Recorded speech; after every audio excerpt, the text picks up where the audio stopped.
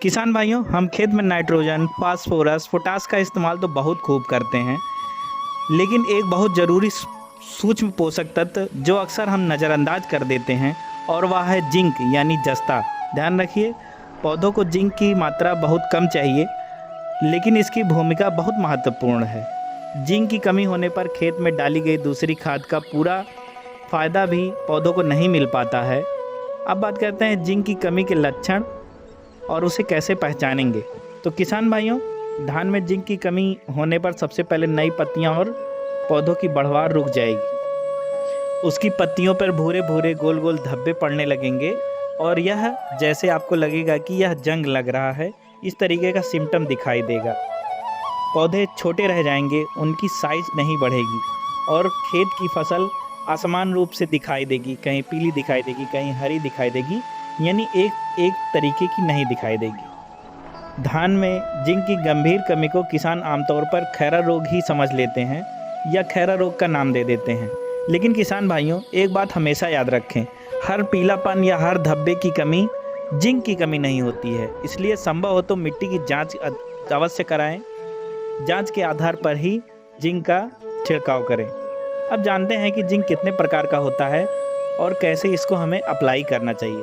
तो सबसे पहला है जिंक 33%, जिसे जिंक सल्फेट मोनोहाइड्रेट कहते हैं।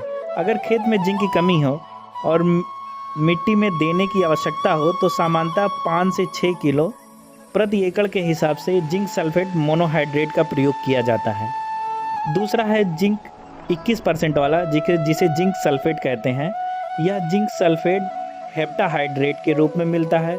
इसे सामान्यतः 8 से 10 किलो प्रति एकड़ की मात्रा में हम अपने खेत में डाल सकते हैं। ध्यान रखें कि 33% और 21% की मात्रा अलग इसलिए है क्योंकि दोनों में जिंक की वास्तविक मात्रा अलग अलग होती है, लेकिन केवल किलो देखकर नहीं, बल्कि फार्मूलेशन और मौजूदा वास्तविक जिंक को समझकर ही तय करनी चाहिए।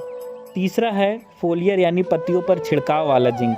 बाजार में 12% जिंक के अलग अलग फार्मूलेशन उपलब्ध हैं, इसलिए पत्तियों पर स्प्रे के रूप में इसे दिया जाता है, लेकिन इसकी मात्रा उत्पादन लेवल के हिसाब से आगे पीछे हो सकती है। सबसे महत्वपूर्ण बात, इसको हम अगर 1 किलो यूरिया के साथ मिला के डालें तो अच्छा असर हमको मिलेगा। अब सबसे महत्वपूर्ण बात, जिंक देने से फ़ायदा क्या होता है। तो सबसे पहला फ़ायदा, पौधों की बढ़वार बेहतर होती है, यानी विकास अच्छा करते हैं।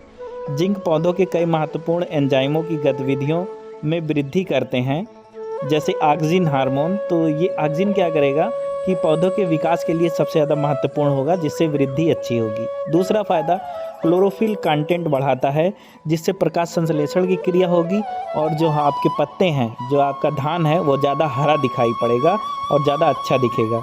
इसी कारण जिंक की पर्याप्त उपलब्धता होने पर पौधे स्वस्थ और हरे दिखाई देते हैं। तीसरा फायदा, जड़ों की विकास के लिए महत्वपूर्ण भूमिका। जिंक पौधों की वृद्धि में बराबर जुड़ा रहता है और प्रक्रियाओं में भाग लेता रहता है, इसलिए पर्याप्त मात्रा में जिंक मिलने पर जड़ें और नई वृद्धि के लिए विकास में मदद करता है। चौथा फायदा, पौधों की सामान्य स्ट्रेस टॉलरेंस और पोषक तत्व मजबूती से योगदान देता है। स्ट्रेस टॉलरेंस का मतलब क्या है, जैसे अचानक बारिश हो गई, सूखा पड़ गया या कुछ भी विपरीत मौसम आ गया, तो जिंक उसके लिए उत्तरदायी होता है, थोड़ा सा पौधों को लड़ने में मदद करता है। और यह क्या करता है कि रोग प्रतिरोधक क्षमता को भी बढ़ाता है, जैसे इसमें बहुत सारे रोग ऐसे हैं उसके भी लड़ने के लिए जिंक ही उत्तरदायी होता है। लेकिन यह एक बात बिल्कुल स्पष्ट है कि जिंक कोई फफूंदीनाशक या कीटनाशक नहीं है, इसलिए पत्ती धब्बा या अन्य रोग दिखाई देने पर सिर्फ जिंक को रोग की दवा समझकर प्रयोग नहीं करना है।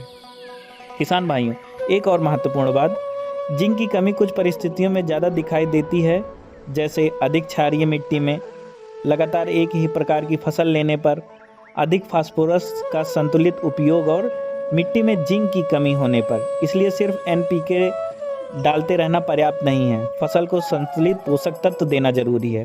और अगर आपके खेत में पहले ही जिंक की कमी दिखाई दे रही है तो अगली फसल के समस्या आने पर इंतज़ार बिल्कुल नहीं करना है, मिट्टी की जांच कराना है और जांच के आधार पर जिंक का स्प्रे करना है। किसान भाइयों, एक चीज़ का और ध्यान रखें, जितने फास्फोरस बेस्ड फर्टिलाइज़र होंगे, यानी डाई होगा, DAP होगा, NPK, जितने भी NPK होंगे, सिंगल सुपर फास्फेट है, TSP है, इन सब में मिला के जिंक का उपयोग बिल्कुल नहीं करना है, क्योंकि यह जब मिल जाएंगे तो यह स्थिर फॉर्म में हो जाएंगे और यह घुलनशील नहीं रह जाएंगे, जिससे पौधों को यह मिलेंगे ही नहीं। और ये दोनों मिलकर कभी कभी जिंक फास्फाइड भी बना लेते हैं, जो जहरीला होता है और वो पौधों के विकास के लिए बिल्कुल भी उपयोगी नहीं होगा। तो किसान भाइयों, अच्छी फसल के लिए सिर्फ ज़्यादा खाद ही नहीं बल्कि सही पोषक तत्व तो सही मात्रा में देना जरूरी है। नाइट्रोजन, फास्फोरस और पोटास के साथ साथ जिंक जैसे सूक्ष्म पोषक तत्वों का संतुलित प्रयोग ही पौधे की स्वस्थ वृद्धि और बेहतर उत्पादन की नींव बनाता है। अगर आपको यह जानकारी अच्छी लगी हो तो वीडियो को लाइक करें, हमारे चैनल डॉक्टर कृषि को सब्सक्राइब करना ना भूलें और यह वीडियो किसान भाइयों तक ज़रूर शेयर करें। और ऐसी ही वैज्ञानिक कृषि जानकारी के लिए हमारे चैनल को सब्सक्राइब करना ना भूलें। जय जवान, जय कृषि विज्ञान।